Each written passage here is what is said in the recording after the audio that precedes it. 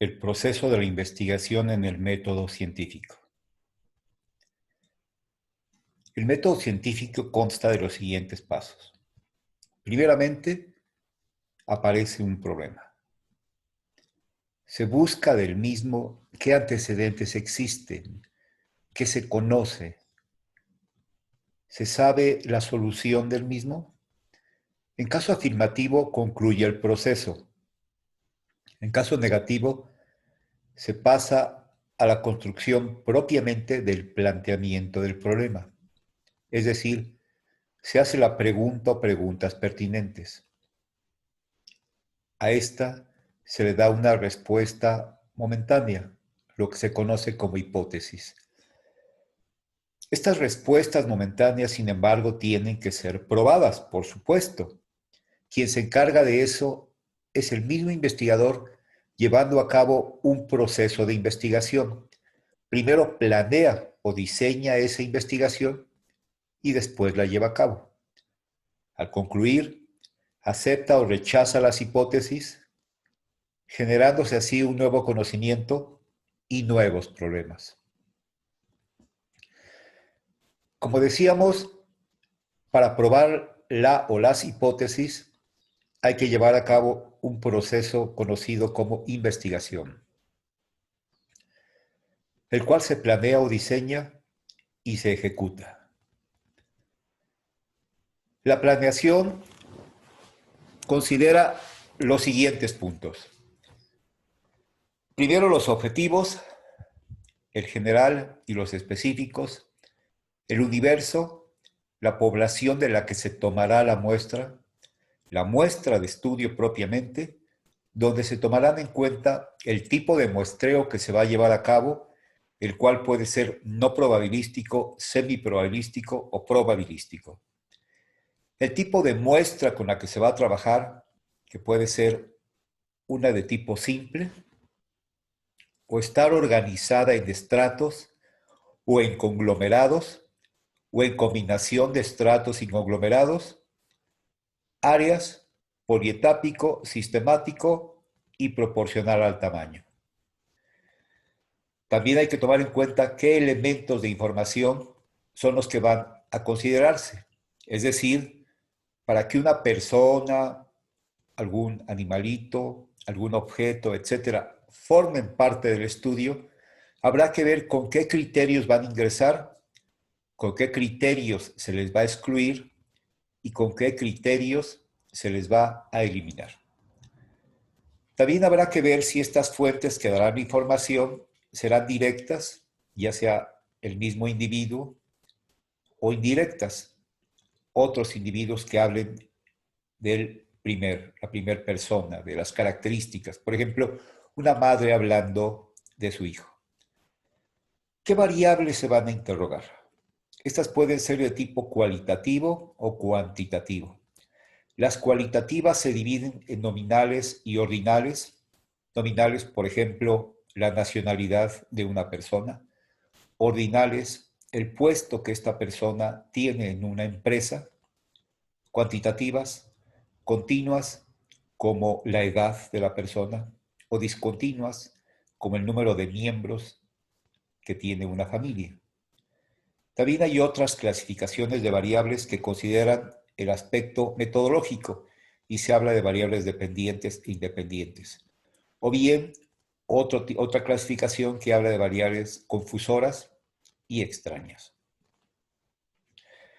Sesgo es todo error sistemático, voluntario o involuntario que puede presentar en el proceso de la investigación.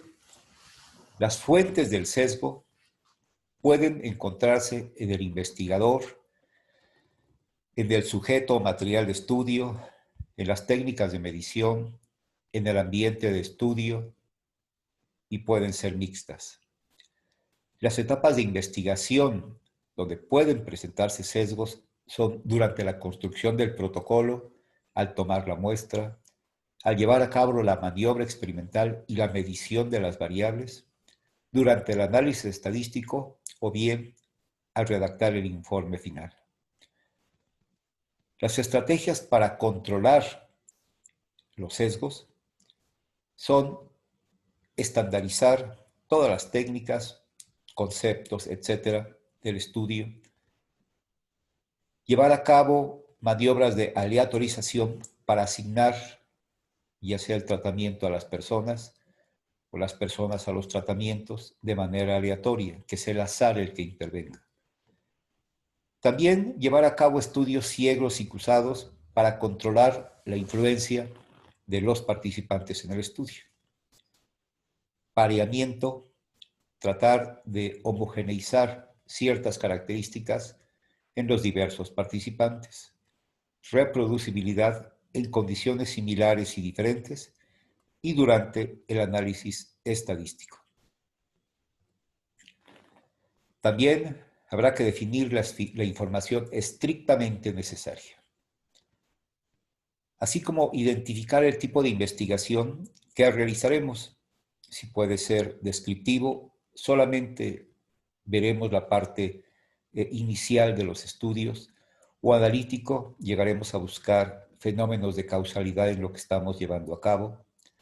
También definir si nuestro estudio va a ser prospectivo, es decir, vamos a seguir la evolución del proceso. Retrospectivo, ya sucedió, veremos qué pasó en la relación causa-efecto del mismo en el pasado. O transversal, en el momento se lleva a cabo el levantamiento de la información. Preexperimental, cuasi experimental y experimental. Esto en relación con el control de todas las variables, desde un control incipiente hasta un amplio control de las mismas. Casos y controles, cohortes y prevalencia. Estos son ejemplos al mismo tiempo de los estudios prospectivo, transversal y retrospectivo. Ensayos clínicos y estudios de laboratorio. También habrá que considerar las estrategias de recolección, métodos como encuestas y censos, sistemas de registro y experimentos. Técnicas de recolección como la entrevista con y la aplicación de cuestionario, cuestionario para respuesta directa por correo, observación con y sin participación del observador. El instrumento de recolección que vamos a utilizar debemos de estar seguros de conocer las características de validez del mismo, la confiabilidad, sensibilidad y especificidad de tal instrumento, así como a ver si existen estudios de concordancia de este instrumento que vamos a utilizar con otros que ya han sido utilizados previamente. Dentro de los métodos de recuento tenemos que considerar con qué programas de bases de datos y de análisis estadístico, es decir, con qué software vamos a trabajar. La presentación tabular y gráfica tenemos también que tomarla en cuenta, ya que considerando las variables que utilicemos, habrá un determinado cuadro o determinado gráfico que es el más adecuado para presentar la información. En lo que se refiere a la descripción de la información y al análisis de la información, hablamos fundamentalmente de la estadística descriptiva y de la estadística analítica. En la descriptiva hablaremos de las variables que se utilizan para determinadas medidas de resumen.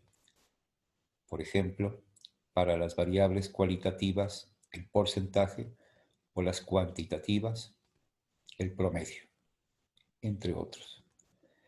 En el caso del análisis de la información, dentro de la estadística analítica podríamos considerar pruebas como la T-Student, el análisis de varianza o covarianza y la regresión logística, entre otras. Los aspectos generales también deben de ser considerados para toda la realización del proyecto, como la organización, calendarios, recursos, aspectos éticos, ensayos previos y o pruebas piloto. Todo lo anterior se plasma en el documento llamado Protocolo de Investigación, el cual en términos generales tiene los siguientes puntos a llevar a cabo.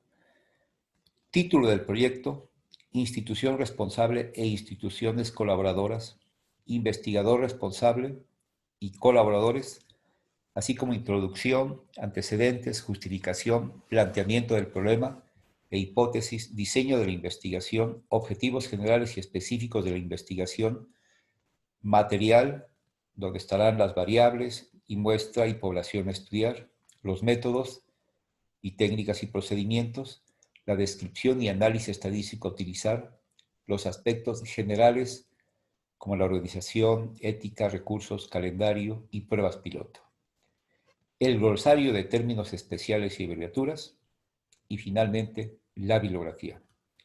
Con esto concluimos esta primera parte de el diseño y planeación de una investigación científica. Gracias.